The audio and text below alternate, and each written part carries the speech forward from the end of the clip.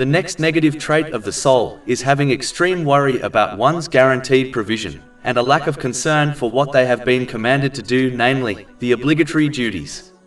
When this worry becomes extreme, it can take one towards seeking provision through unlawful means. A Muslim should bear in mind that Allah, the Exalted, is the one who created them and has guaranteed to provide for them. The same way they do not doubt that He created them, they should not doubt that He alone provides for them. Chapter 30 Ar-Rum, verse 40. Allah is the one who created you, then provided for you.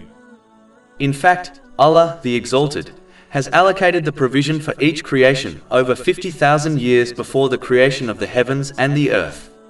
This is confirmed in a narration found in Sahih Muslim, number 6748. How can one not receive something which was allocated to them so long ago?